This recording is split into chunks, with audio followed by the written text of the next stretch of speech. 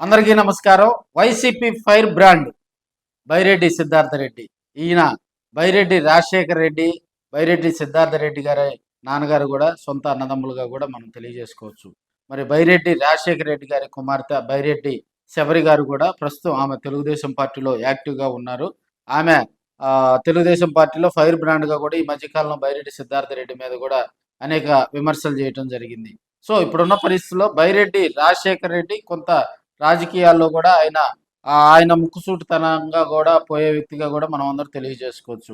అయితే వైసీపీ ఇటీవల కూడా బైరెడ్డి సిద్ధార్థ రెడ్డి సేవలను జగన్మోహన్ రెడ్డి వినియోగించుకునేందుకు కూడా ఆయన్ను పిలిపించుకొని యువజన విభాగానికి సంబంధించి కూడా ఆయనకు ప్రెసిడెంట్ పదవి ఇవ్వటం జరిగింది. అప్పటి నుంచి కూడా బైరెడ్డి సిద్ధార్థ రెడ్డి గారు కూడా యాక్టివ్ అయ్యారు, పాలిటిక్స్లోకి మళ్ళీ యాక్టివ్ అయ్యారు. 2019 నుంచి 2024 వరకు కూడా బైరెడ్డికి ఒక వైసీపీలో ఒక బ్రాండ్ ఉండేది. సోషల్ మీడియా వేదికగా కూడా అవతల జగన్మోహన్ రెడ్డి గారి మీద ఎవరు విమర్శలు చేసినా కూడా వారితోటి ముక్కుసూడితరంగా దూకుడుగా వెళ్ళేటువంటి వ్యక్తిగా కూడా బైరెడ్డి సిద్ధార్థ రెడ్డి గారిని చెప్పుకుంటూ ఉంటారు.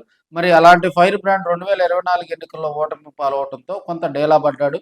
అదేవిధంగా ఆయనకు శాప్ చైర్మన్ ఇచ్చిన ధర్మిల ఆ శాప్ చైర్మన్కి సంబంధించి కూడా ఆ శాప్కి సంబంధించి కూడా కొన్ని అక్రమ కేసులు వ్యవహారం వాటన్నిటికి కూడా ఆయన ఇప్పుడున్నటువంటి కూటమి ప్రభుత్వంతో ఢీకొనాలంటే కొంత ఇబ్బందికర పరిస్థితులు వస్తాయని కూడా కొంత సైలెంట్ మోడ్లోకి వెళ్ళినట్టుగా కూడా తెలుస్తుంది. మరి ఇదంతా గ్రహించినటువంటి జగన్మోహన్ రెడ్డి గారు కూడా యూత్ విభాగానికి ఆయన వర్కింగ్ ప్రెసిడెంట్గా కూడా ఆయన సేవలు వినియోగించుకునేందుకు బైరెడ్డికి మంచి బూస్టప్ కూడా ఇచ్చారు. ఇప్పుడున్న పరిస్థితుల్లో బైరెడ్డి నందుకొట్కూరు కాన్స్టిట్యున్సీ నుంచి అక్కడ అది ఎస్సీ కాన్స్టిట్యున్సీ. సో ఆయనకి అటాచ్మెంట్ ఇవ్వటం జరిగింది. నందికొట్కూరులో కూడా అక్కడ ఉన్నటువంటి ఎమ్మెల్యేలను గెలిపించే బాధ్యత కూడా మనకి బైరెడ్డి సిద్ధార్థ రెడ్డికి జగన్మోహన్ రెడ్డి గారు బాధ్యత ఇవ్వటం జరిగింది. 2024లో అక్కడ ఉన్న పరిస్థితుల దృష్ట్యా కూడా అక్కడ ఎంత ప్రయత్నం చేసినప్పటికీ కూడా వైసీపీ ఓటమి పాలవటం జరిగింది. తదనంతరం జరిగిన పరిస్థితుల దృష్ట్యా బైరెడ్డి సిద్ధార్థ రెడ్డి రాబోయే ఎలక్షన్లో కూడా పోటీలో బరిలో నిలిచేందుకు కూడా ఆయన రంగం సిద్ధం చేసుకున్నట్టుగా కూడా తెలుస్తూ ఉంది.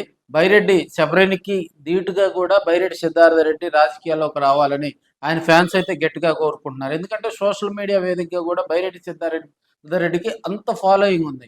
మరి అలాంటి లీడర్ కనుక మనకి యాక్టివ్ పాలిటిక్స్లోకి వచ్చి అసెంబ్లీలో కనుక అడుగు పెడితే యువతను ప్రోత్సహించేటువంటి జగన్మోహన్ రెడ్డి గారికి కూడా ఇలాంటి లీడర్స్ వల్ల అసెంబ్లీలో కూడా మనకి మంచి బూస్టప్ వస్తుంది అనేది కూడా అక్కడ ఉన్నటువంటి యువత కూడా బైరెడ్డి ఫాలోవర్స్ కూడా గట్టిగా కోరుతూ ఉన్నారు. మరి పాణ్యం కాన్స్టిట్యున్సీ కూడా ఓసీ కాబట్టి ఆ కాన్స్టిట్యున్సీ మీద కూడా అక్కడ ఆయన కన్నుబెట్టినట్టుగా కూడా తెలుస్తుంది. ఆ వేదికగా కూడా రాబోయే రోజుల్లో ఆయన పాణ్యం వైసీపీకి కూడా కొంత సేవలు అందించేందుకు కూడా జగన్మోహన్ రెడ్డి గారు బూస్టప్ చేసే కార్యక్రమానికి కూడా శ్రీకారం చుట్టడం జరిగిందని తెలియజేసుకోవచ్చు. అక్కడ ఉన్నటువంటి రాంభూపాల్ రెడ్డితో పాటు మరి బైరెడ్డి సేవలు కూడా పాణ్యం నందికొట్కూరు కాన్స్టిట్యున్సీలో కూడా మరిన్ని సేవలు విరివిగా పొందాలని వైసీపీ ఆశిస్తున్నట్టుగా కూడా తెలుస్తూ ఉంది.